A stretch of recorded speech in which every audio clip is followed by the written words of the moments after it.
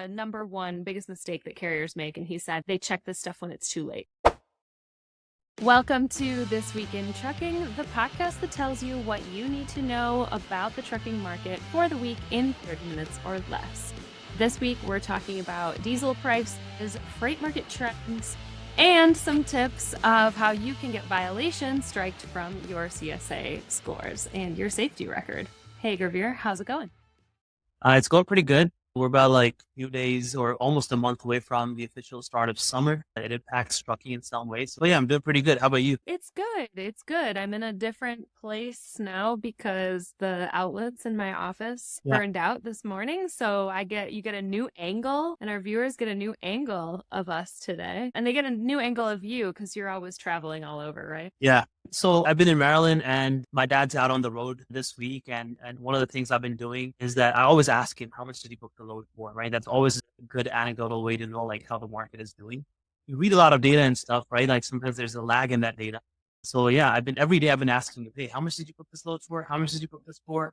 Is the rate going up or not? I think the market is improving just a little bit. So we'll discuss that today. Yeah. How long has your dad been out on the road? How many years? Oh, 20 plus years. Yeah, 20 plus. He's been driving since like eight. And now he's on to dry van. He wants to be unloaded quickly and loaded quickly. So he's like, reefer, I'm done with reefer and the long wait times. So, and he does local runs and short runs. Understandable. All right, let's get into what the trucking market looks like this week. We'll start off with diesel prices. So today's national average this week's national average actually is 378.9. This is down from last week by almost 6 cents and down from last year by almost 10 cents.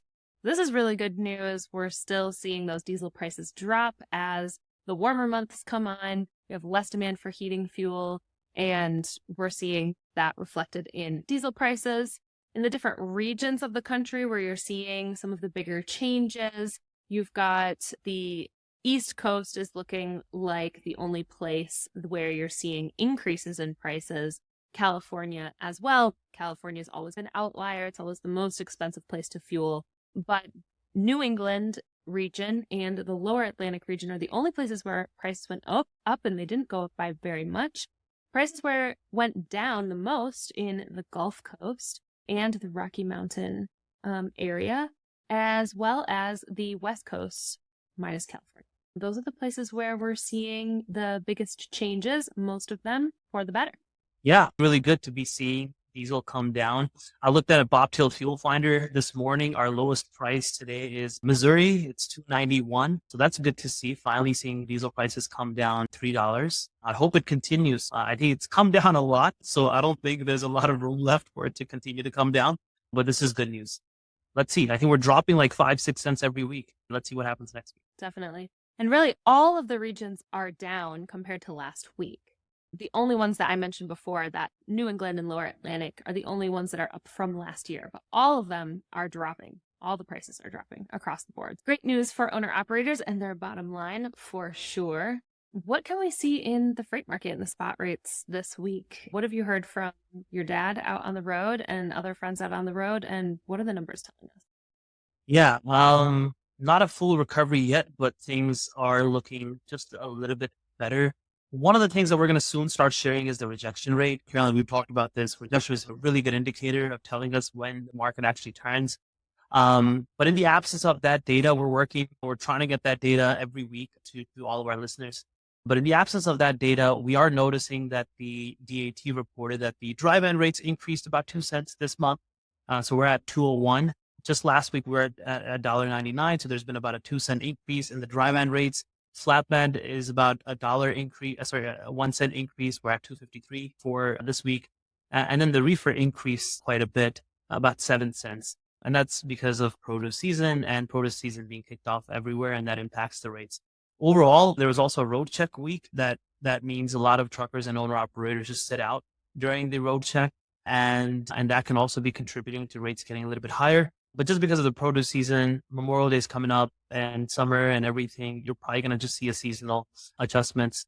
January, February are generally really slow, but we saw February had better rates than today, like May. So that is something to take into perspective, that we should be beating January and February rate, right? We should be above like 210 a mile, and reefer should be above 262 to really see progress and market changing.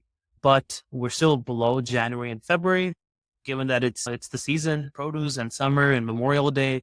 We're seeing some increase, but not a huge increase. So some good news, but I think we'll continue to hover around here.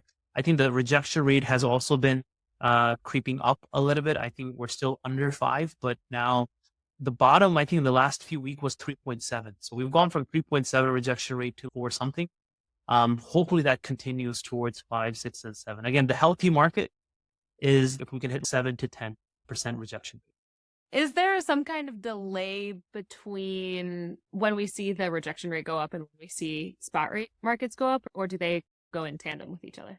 Pretty much in sync. So the rejection rate comes from contract volumes, and spot is essentially spot. I think they're pretty, again, there is some lag in that, like in how the rejection rates change on the contract rate versus how quickly do you see that effect on spot. It's fairly quickly. I think you can start feeling it pretty quickly. I don't think there's a month or 2 months lag. Like we're talking weeks, days, not longer than that. Weeks and days and stuff, right? For example, CAS report is, and there's all these different indexes that we try to use to tell you where the market is. CAS is based on invoice data. And there's a lot of LTL partial invoice data there, right? Mm-hmm. So you got to take some of this data with some nuance and knowing where the data comes from.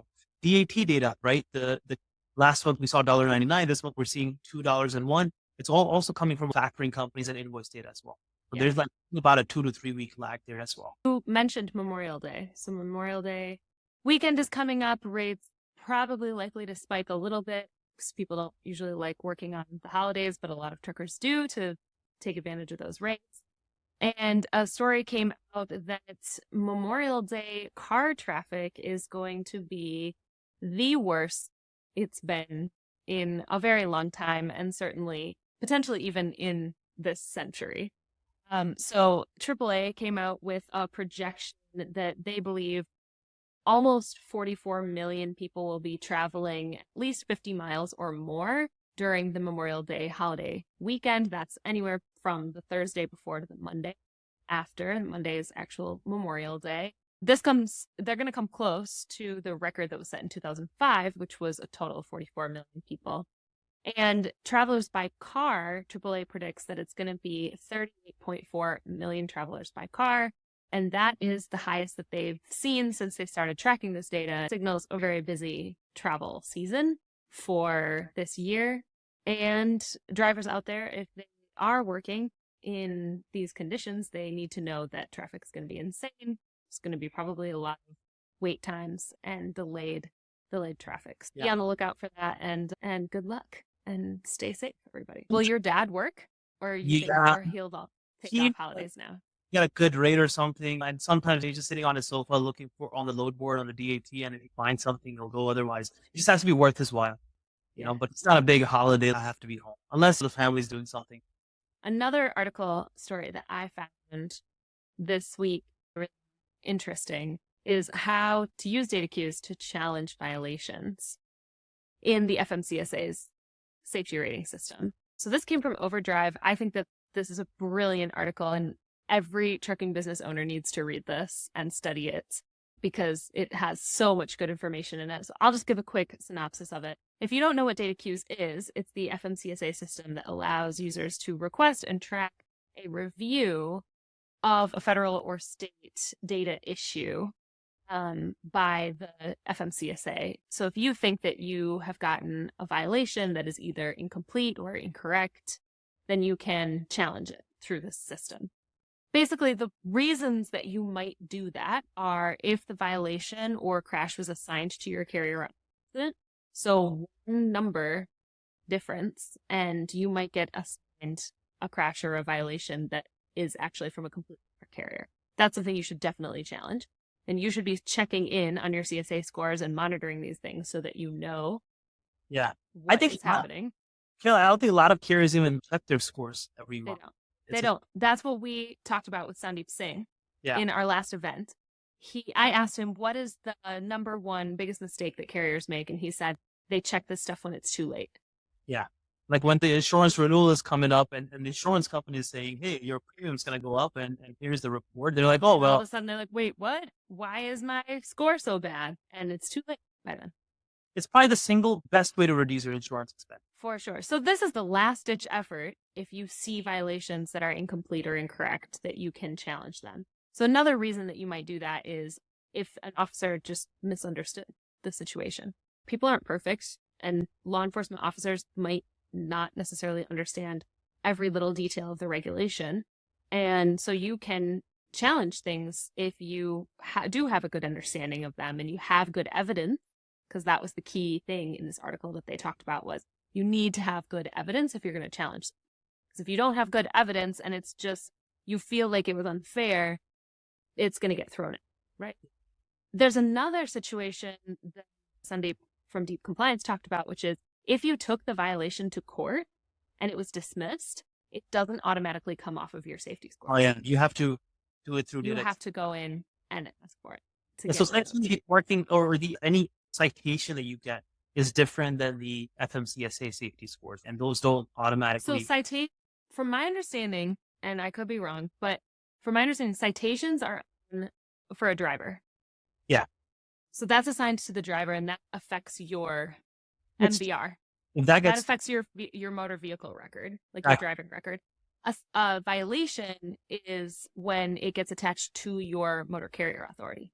Got it. And that's what both will affect insurance because it depends on what driver you're insuring too, but they are different. But you can still use the data cues to so even if the driver citation or ticket is thrown out, can you use that as a you can, because if it's thrown out in court, you should be going and challenging the violation and getting it wiped from your record, because otherwise it's going to take 3 years for it to get wiped from your record, and you're going to have 3 insurance renewals, if not more, during that time. Let's definitely be checking your safety score regularly, and then if you notice something that could be disputed, come up and review that citation or that out of service violation, and come up with a very good case of why this should be removed. Especially if it's not on your company, it's another company or things like that. The easy wins. That's a really obvious one, right? If it's just been assigned to your motor carrier authority and it doesn't have anything to do with you, that's a really obvious one. You're going to have a really good evidence for that regardless. Another reason that you might challenge it is if the crash was the result of the other driver being impaired or some other non-preventable, like a rear end. So even if they get towed away, or even if your truck gets towed away, if it was a non-preventable situation. But all of these require that you have good evidence. Yeah. You have to document the evidence, get photos, get video footage, dash cam footage, compile all of that together and send it in. But I highly recommend people, they should turn that into like a textbook for trucking business owners, because it was a great article. Tons of good information. We'll link it below. By the way, when I was a fleet owner, this has costed me several $1,000s, right? Doubt it. Because I would not check my safety scores. I was young. I was like, oh, look, let's just focus on getting the good loads, the shippers, and all those other things, right? This is the last focus. And the thing about this is that this is something that affects your future price. And you find out the week of that, your policy renewal is about to come. Agent is telling you, hey, yeah, you're going to get a good quote. And then suddenly safety scores don't add up. And you get this quote that is very different than we were expecting and much higher than. And now you have to essentially make a decision that, am I going to be in business this year or not? How do I come up with this huge down payment because you did not pay attention to those safety scores? So yeah, if there's one thing I would say, definitely, if you're a large fleet, if you have more than 3 trucks, you should be, looking at your scores every month and reviewing each and every citation and see who is it coming from. A lot of times drivers don't report it. So this is a really good article. At least there's a way to dispute it and get those removed. For sure. And that was something also that Sandeep said. And we'll also link the video with him below, because that was a really good event that we did. Yeah. But he said if it's more than just you and maybe one other driver, so if you've got 3 or more drivers, you really should have an open email chain, text chain with everybody to let them know when a citation or a violation happens. Yeah. You don't have to say who it was. You just say, hey, this happened. Remember that this is against the rules, or if it was legitimate citation, everybody should know about it. And that open communication, you need to make sure you foster that among your drivers, because otherwise they might not come to you and tell you that it happened because they're scared of the consequences, right? Yeah, no, totally. And these are the things that are in your control that you can control. Yeah. Like No, awesome. This is a really good article. The article that I want to share, the story that I want to share is that we all know that the fraud has been huge in the industry for the last couple of years, and FMCSA is finally, there's a new bill that is being introduced for FM that would let FMCSA fine uh, double broker events and fine carriers that should not be brokering loads that are brokering loads up to $10,000. So this is a new bill that is being introduced. It's a bipartisan bill, got a lot of support. It's essentially targeting carriers and brokers and load boards and trying to penalize them for not following essentially your carrier or your broker or whatever authority you have involved following those guidelines, right? So this would essentially penalize like carriers that are brokering loads, primarily carriers that should not be brokering loads, right? So you definitely want to find out, and you want to know, being in the industry, you should know what is essentially a broker and what is a carrier, right? For example, if you're a carrier to carrier, you're working and you're giving loads away, that's essentially a brokered relationship. So you want to read into that, unless, especially if you don't have a lease agreement, right? If you're two carriers that are leased onto each other, that's a leasing arrangement. But if you have no leasing arrangement together, and you're simply just giving a load to your friend or someone else randomly on a load board or someone else, that is considered brokered freight. And that could be, you could be fined up to $10,000. And I would say if you get flagged for that, you will get reported, because everybody's so sick of fraud in this industry that people will flag your company if they even notice one double brokering event. You have to be very, very careful. I understand sometimes there are situations where your friend has to deliver a load, you couldn't make it. I'd rather cancel the load, give it back to the broker, and just tell the broker that, hey, I have a Or friend just that make a referral. Yeah. I guess then you don't make money on it, right? But you should just refer your friend to that load if that's what you want to do. Yeah. So I also think I do think that in these kinds of double brokered situations, sometimes we look at it as very black and white, of evil people who are double brokering loads and then the good people that get scammed. And sometimes that's true, but I do think that there's a gray area there where some people might want to take advantage of that kind of situation. But you just have to be really careful about it, because it can, if you're double brokering loads, it's making everybody else worse off in the industry, and it's not gonna help you in the long run either. But you have to speak to the broker and say, okay, look, I have access to other carriers or whatever the situation may be. But generally, yeah, a broker will not give another broker a freight to be double broker. That's where the original double broker term actually comes from. It was never, I think a lot of the double broker situations in the past actually used to pay out.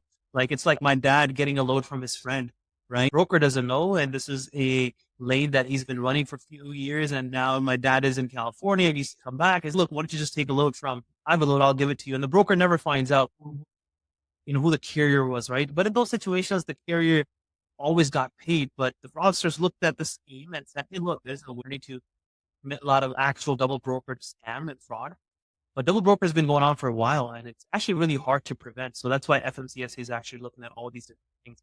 And other things is that they're going to make sure that you have an actual address, not a UPS or a PO box address. So there's going to be validating addresses, and it also mandates brokers and freight forwarders to disclose connections to other regulated entities, curb double broker. If you're related to other brokerage, and you're going to have to disclose those things, and the amount that in the industry annually that the industry suffers from double brokering scam is about 800 million.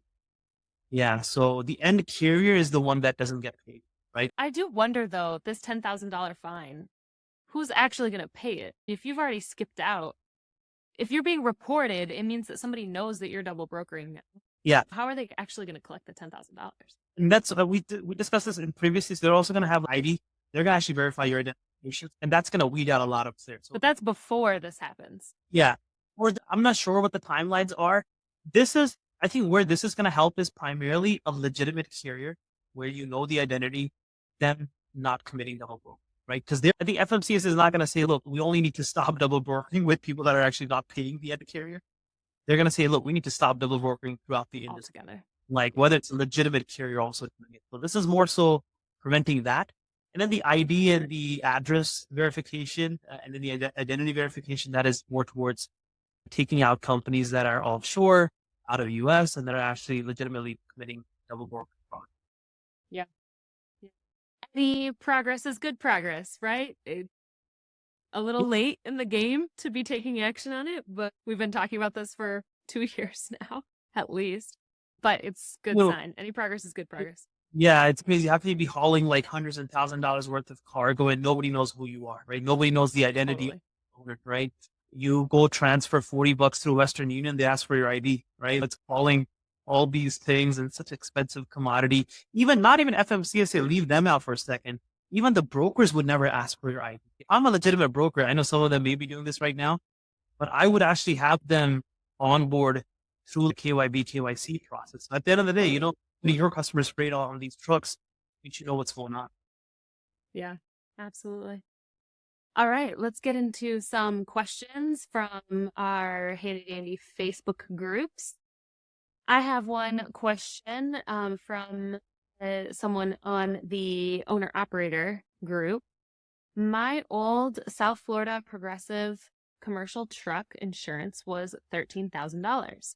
I canceled my MC for 2 years until rates improved.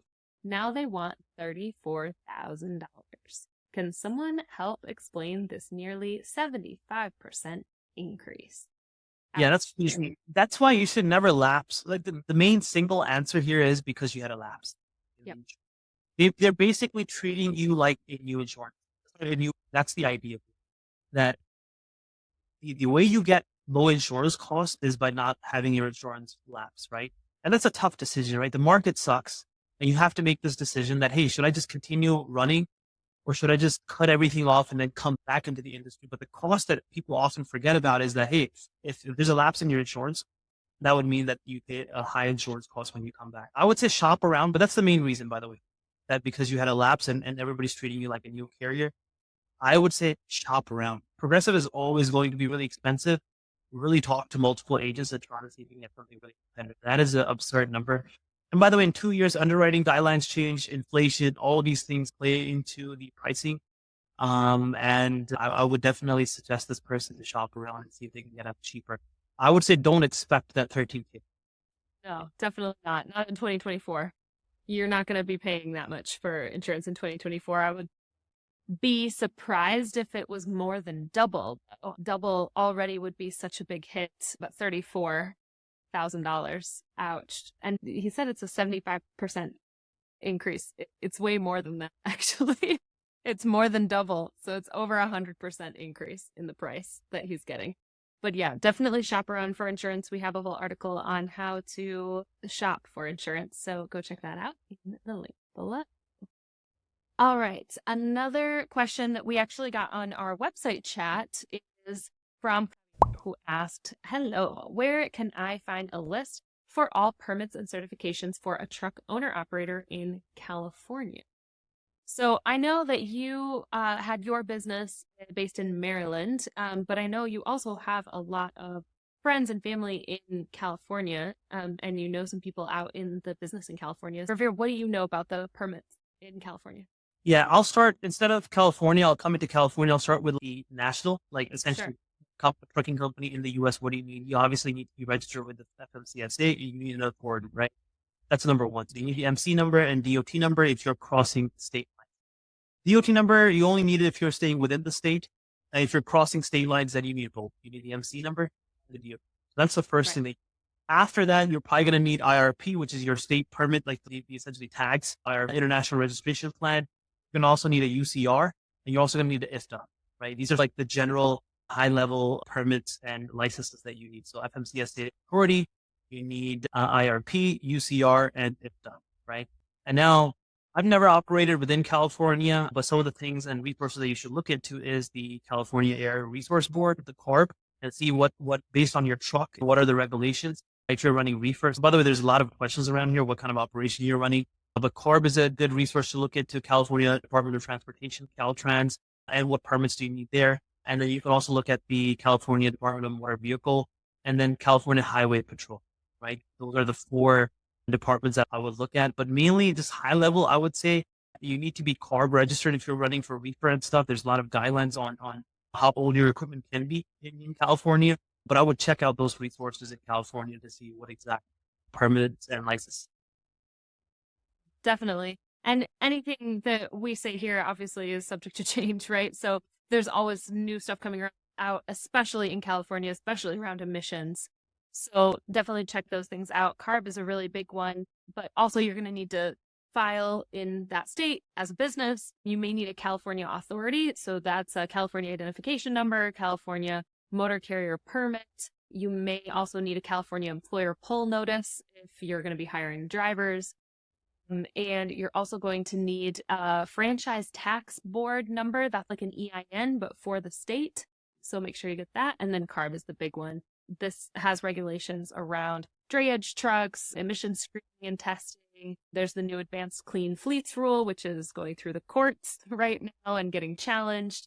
But lots of stuff coming out around phasing out internal combustion engines and phasing in electric trucks. And so there's a lot of controversy around that, but it's good to know what trucks are going to be legal out on the roads by when. So we have an article all about the trucking permits you need for a business in California, and we'll link that below as well. A lot of permits in California. Yeah. You know, it's a unique state. They want permits. Unique is a very kind word to use for the state of regulation in California. I know a lot of carriers are not as kind in their description of it. But yes, it's a lot. Running a trucking business just requires so much paperwork and so much compliance and knowledge of compliance. I think that's gotta be one of the most underrated things that people don't necessarily think about when they're going to start a business. So good for you, Javier, for asking that question. And I hope the article that we wrote and sent to you helped. Awesome. We're seeing some improvement in freight rates. Hopefully next week we can continue to bring more and more good news. All right. Thanks, Gurvir, for joining me this week, and we'll see you guys next time. Awesome. Drive safe, everyone.